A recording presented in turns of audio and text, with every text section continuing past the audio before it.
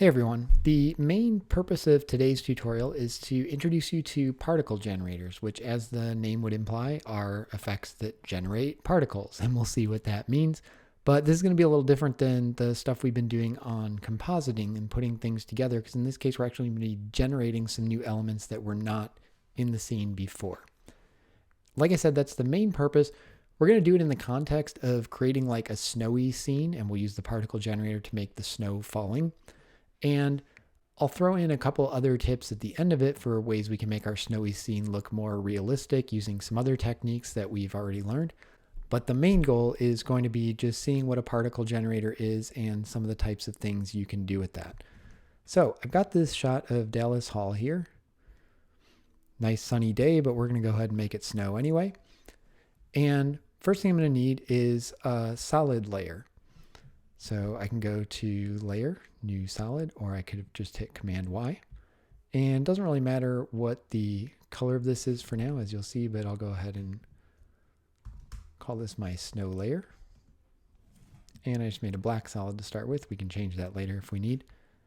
And over here in my effects, there are a whole bunch of different particle generating effects. There actually is one called CC Snowfall, which is a very sort of stripped down particle generator. It is a particle generator, but it's one that's not going to have the full controls of some of the other ones. And it's designed to look like snowfall. It's not great, but you can play with it. There are tutorials online with that. There also is one actually for rainfall. If you want to do that, there's a similar one.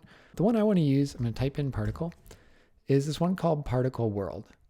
So I'm just going to double click that and put it onto my layer here that was already selected. And what you'll see is I get a whole bunch of drop downs with all sorts of stuff in them. And we're not going to go through all these in full detail, but I do want to kind of show you there's all these different controls to it. This is also something where there are plugins you can buy that are basically using the After Effects engine under the hood, but put some different user interface on it to make some of these things more controllable. There's actually a really nice one called Trapcode Particular that you can buy that allows you to do some very cool stuff much easier. You can't do anything with it that you technically couldn't already do within After Effects, but it makes some of these things a lot more accessible, combining some things together and putting a different UI on it to make it much more usable. Anyway, here's this. You'll notice there's nothing going on right now because we're at the beginning of the scene. If I scroll to later, you will see there are now some particles being generated. And if we just pre-render that, play this in real time, you can see it's generating a whole bunch of sparks. Now that doesn't look much like snow, so this is not what we want, but you see the idea of a particle generator. It's actually generating stuff that was not in the scene to start with. We're creating new imagery. The first thing I'm going to want to do is just change these colors. So in the particle world effect, you can have things that start one color and then kind of fade into another color.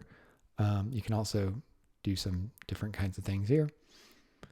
And I'm just going to make these start out blue, white. So you might think snow like pure white. I don't really want quite pure white. I want a pretty bright white with a little bit of blue and gray, and it's going to look more natural. If you have something that's just pure white, it's going to kind of stand out and look fake. And you can always tweak these later, but let's start with something like that. So that's going to be kind of my snow color. And there is, I don't know if you can see it, there's this blue grid here, kind of showing you where this is going to be. If you want to just hide all that, I can hide all of these things, or you can turn it back on to kind of show you where some things are going to be. Okay, so now I have all these controls for my particles. I guess let's do one other thing to start with and say, instead of lines, because you see these lines shooting out of here, snow doesn't really look like lines. I want something, and you see there's all these different choices. I'm going to go with sort of a faded sphere. So something sort of round, a little fade around the edge. You can see that looks a little more like a snow would than those lines did. Obviously, it still doesn't look like snow, but we'll get there. And let's make some more. Now, right now, they're still kind of shooting out the same way. And that font, just instead of them being lines, they are now little round bubbles. So let's start thinking about this now. And like with most things in After Effects, the first thing you want to do is just figure out, what am I trying to do? And what I really want is I don't want something sort of squirting out of the middle of the screen here. I actually want something being generated up high above the top of the screen and just sort of falling down from there. So first thing I'm going to do is I have the producer. This is saying where are these particles being produced? And just temporarily, this might actually be easier to see with the line thing. So I can move this around and sort of place it where I want it. And I can also change how wide is this producer. And I can change that in the X, Y, and Z direction. So if I change it in Y, you can see now they're being generated in a wider range of up and down. If I do Z, they're sort of being generated forwards and backwards in the screen. And if I do X, I can spread them out sideways. So that's something I definitely want to do, is spread them out so things are being generated across the whole width of the screen. And I also don't want them shooting out of the middle of the screen. I want to move this position up so they're being generated above the screen and they're going to fall down from there. Okay. Then I have how are they being generated. So are they sort of exploding out like we've seen so far? And you can play with all these. I'm going to go with a twirl. So they're kind of coming out at a little bit of different directions here. And the other thing I'm going to do is I'm going to lower this velocity. So they're being kind of coming out a lot slower. And let's go back to our spheres now that you can kind of see how that works. Okay, and I also want them to live longer. So right now, part of the problem is my life was too short. They were being generated and disappearing before they came on screen. I want them to kind of hang around for a long time. So let's do that, and let's make even more of them. And I'm going to move them back into the screen a little bit. Okay, now let's see what we got. Okay, so still not great, but we've got some things that look a little bit more like snow. Right, so I've got these tiny little particles coming down very, very fast. We'll mess with that. But this is the basic idea of a particle generator, is I can take something like this and I can add these particles to it, and I can control how they're created, what they do when they're created, and all these sorts of things. I've got all these other settings. Let's play with it just a little bit. I want them to fall slower, so I'm going to give them a little less starting velocity and actually a little less gravity and a little bit of air resistance.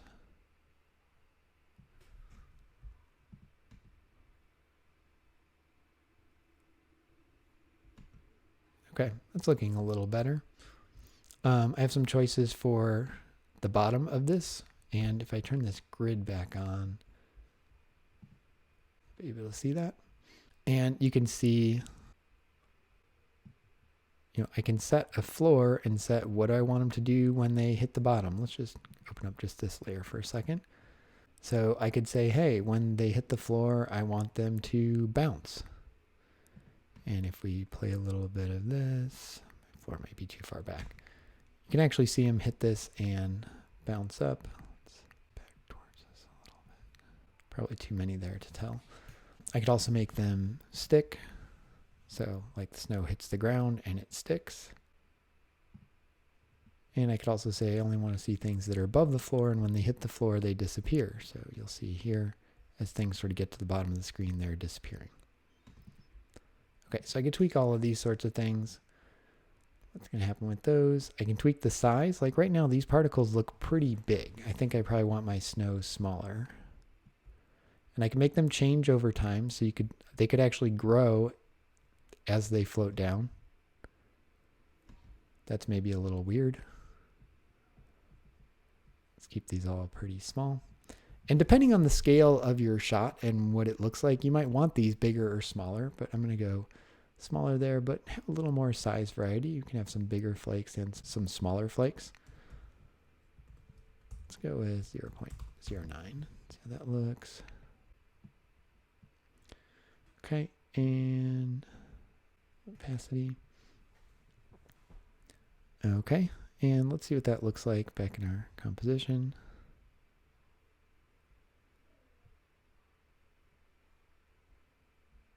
It's maybe a little thinner now.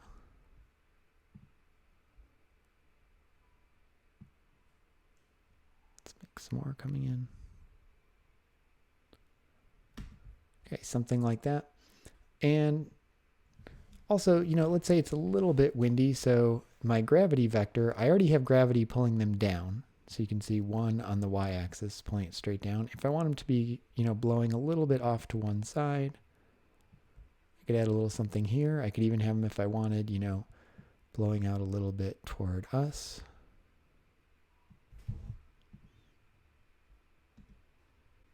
Okay, let that pre-render, and then we get something like this. Okay, and they're going very fast, but you get the idea of what the snow kind of looks like. And that's the basic idea of a particle generator. I have other controls on here I can use to play with the lighting, have an effect camera to it, other controls I didn't mess with on the particle, on the physics of how they behave. Might start them still even a little bit slower.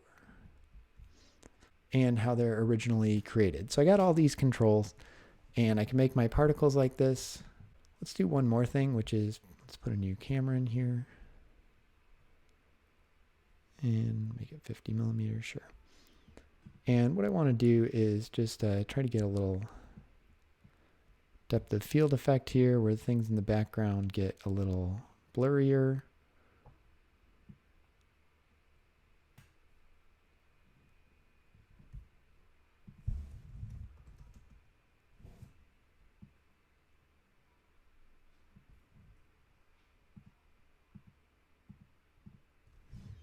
I don't know if that's making a huge difference, but I'll say that's okay.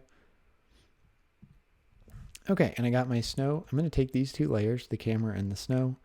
I could spend a lot more time tweaking this, but I'm just trying to do a sort of quick introduction here. I'm going to pre-compose this.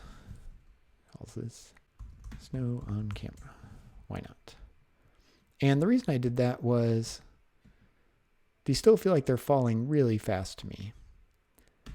And so what I'd like to do is, now that I've put all that into this subcomposition with all this, back here, now I can remap the time. So I'll go to time, say time remapping, and you notice by default it leaves the time as it was. It says time 0 on this layer is time 0 on the original composition, and it plays through 12 seconds, was 12 seconds on the original composition. And I want to do two things. First is, my composition started with no snow here, because it takes some time for the snow to kind of start being generated by the particle generator and fall down. So I don't really want to start until there's already a bunch of snow on the screen. So let's say, somewhere like 5 seconds in here. And I actually want it to move slower. So I want to take a short period of time and stretch it out over this whole period so the snow has more time to fall. So let's take the beginning of this and say, I want this to start at, 6 seconds in, when there's already lots of snow there. And then let's go to the end here and say, let's have it go to like 9 seconds. So I'm taking 3 seconds worth of time and stretching it over the whole thing. And let's see what that looks like in real time after that pre-renders. That looks better. Still maybe a little fast. Let's slow this down even more. Let that pre-render.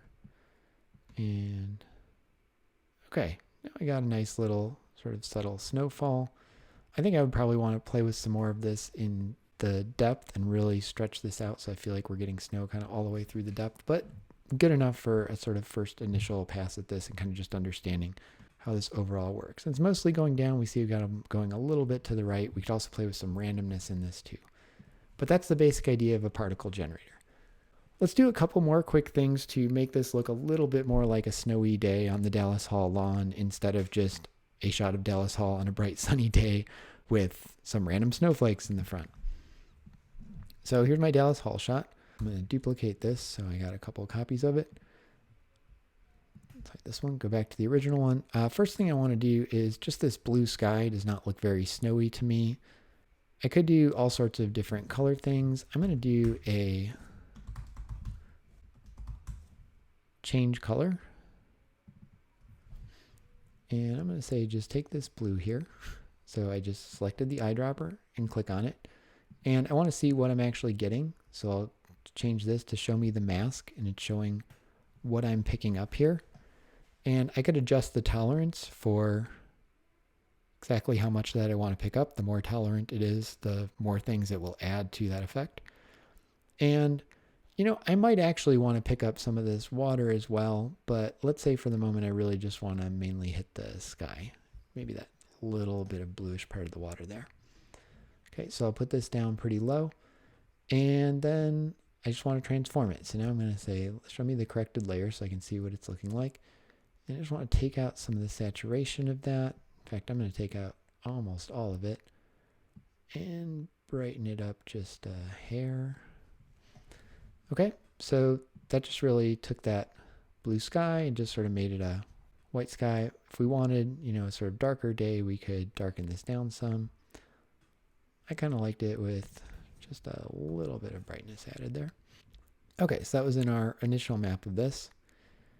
Now, the other thing I want to do is going to be a little bit more tricky, but I want it to look like there's already some snow on the ground here. And there's all sorts of ways you can do this, but the thing I want to try, and we'll see how it works, is I'm going to take this layer. So remember I had 2 copies of this layer. This back one still has that color correction on this guy here. This one doesn't. And I'm just going to hide my snow temporarily. Don't need to see it. And what I'm going to do is I'm going to convert this to a black and white image. And I'm going to then use that as a mat to take some of those places and put some snow on the ground. So I'm going to use my levels tool. And I'm also going to use a color correction one. I want to use hue and saturation. Hue/saturation. There we go. Okay, and I'll do them in this order. So the first thing I want to do to make this black and white is I'm just going to take out all the saturation and make it literally grayscale. Now on my levels, what I want to do is, you can see here, this is saying here's white point. So everything above that goes to white. Here's my black point. Everything below that goes to black. See that? And what I'm going to try to do is I want to get a little bit of this ground.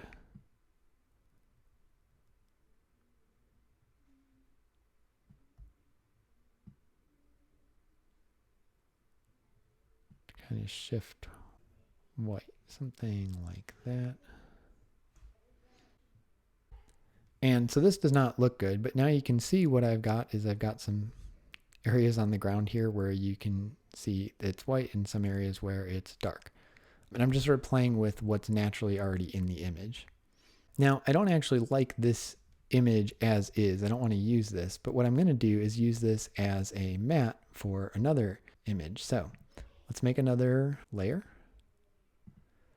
a new solid. And in this case, I do care about the color and I want it to kind of look like that snow color I was using. So let's go with that. Pretty bright, just a little bit of blue in there. Okay. And now I'm going to use a technique we used in another tutorial, which is I'm going to order these like this, and I'm going to use this layer here that I've changed to this black and white image as a mat for this. So I'm going to say, use this as a mat, and I want to use a Luma mat. And I always forget if I want Luma or Luma inverted. Let's try Luma inverted. That looks okay. Try Luma like this. And you can see it's going to affect where I'm kind of getting more of that snow. You know, in this case, I'm getting some down here. In this case, I'm getting a lot back here. And this might actually be a little much. Let's go back to this little one.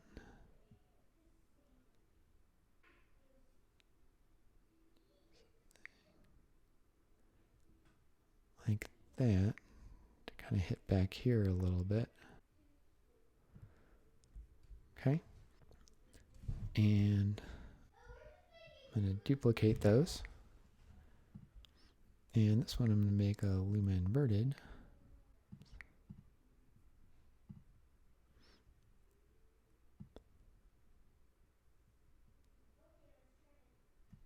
And kind of get this front grass here. And then the last thing I want to do is I want to mask some of this. So I'm going to go to this layer, put a mask on, and really this one I just want hitting this kind of front patch of snow here. like that.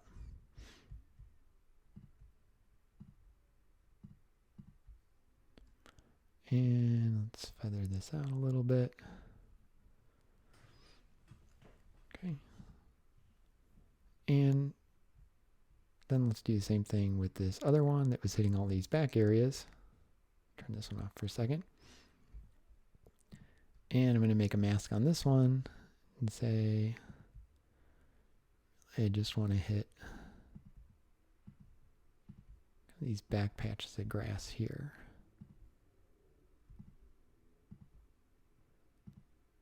We could obviously put some more work into cleaning these up and getting them looking exactly the way we wanted, but you get the idea. Okay, so now I've got a little bit of snow on the ground. It's been snowing for a little while. I forgot to feather these out. That looks terrible.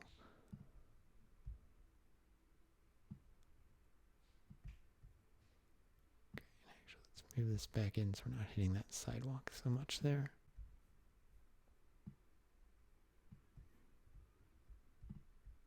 Okay, and I could do something similar, like put some snow on the treetops if I wanted. In fact, why not? Let's do it.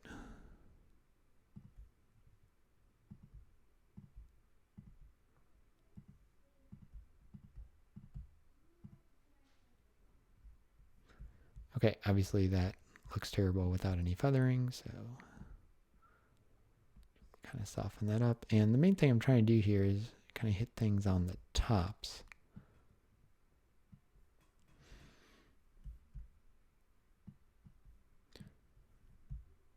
Okay. As with always things, we could always do a lot more work to clean this up. I should probably put some snow over here too, but what the heck, we'll skip it for now. Okay, so now I got some snow going on.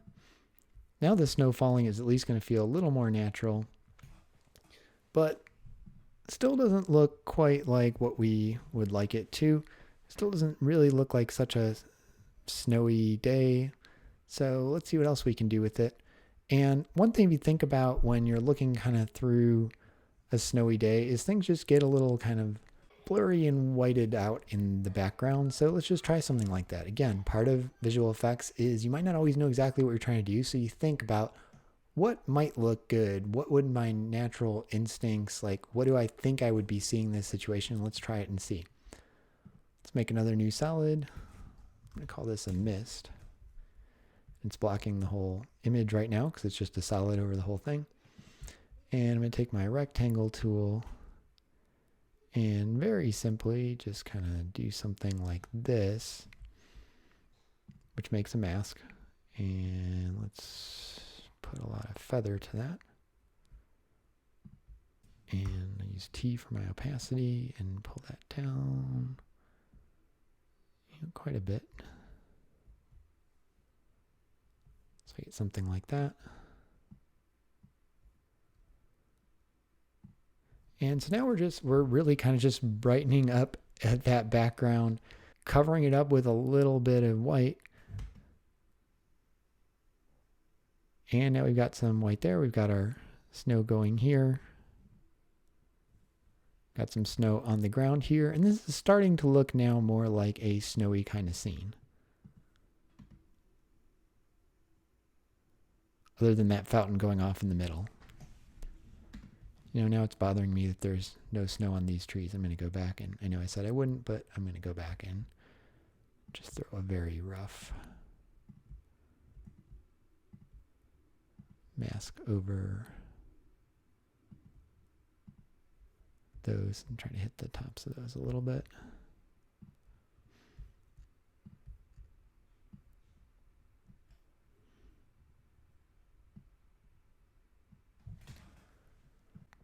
Okay, and this is looking okay. We could keep layering more stuff on here, making this work. Let's try one more thing. Let's do one more new solid. And I'm going to call this wind turbulence. Okay, once again, this is covering the entire thing. And we've used turbulent displace before. We could do that, but let's try something different. I think there's a fractal noise. Yeah, let's use that one. And now you see this is kind of covering everything up here. Let's put it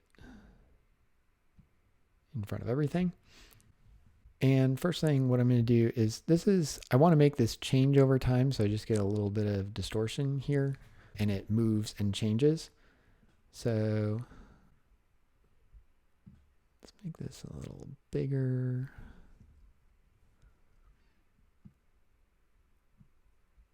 Okay, and let's make this evolve over time, which is in things like turbulent displace or fractal noise, how we get change.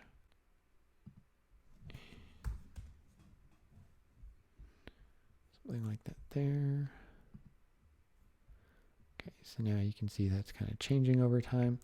And the other thing is, you remember I put a little bit of sideways motion on the snow. It's falling just a little bit to the right. So let's go ahead and do that with our wind as well and just have it kind of moving a little bit to the right.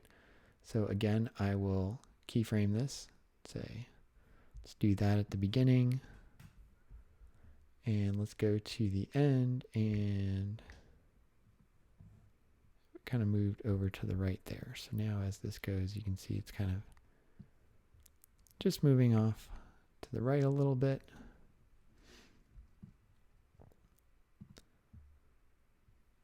I'm going to do a screen there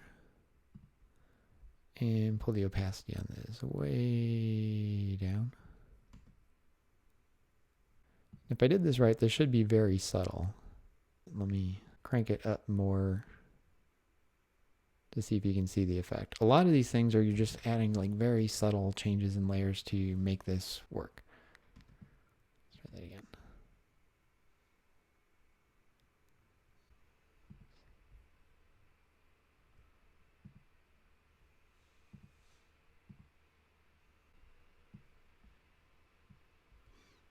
Okay, so here I have it up too high. It's on screen mode. I'd accidentally done this backwards and I wanted this at normal and this at screen. Because I want to wait till after the effect is done and then combine this layer as a screen. Okay, and so you can see now that kind of little bit of fog going through. Obviously, that's way too much. I want to, dial this back to, 20-ish%, something like that. Just to get that little bit of added stuff to it. And we can keep playing with this, but compared to what we started with, let's play that in real time now.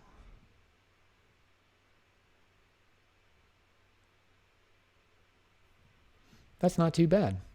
And last thing we could do is I could take all this and pre-compose it.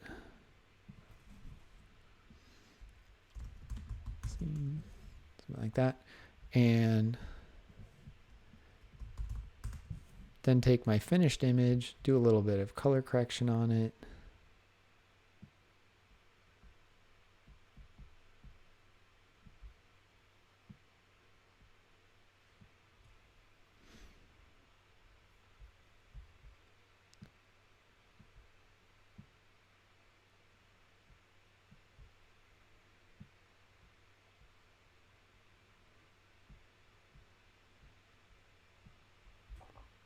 It's nothing too major.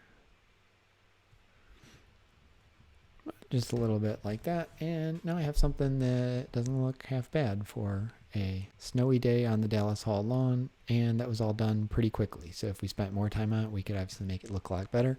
There's your introduction to particle generators and to making a snowy day. Good luck.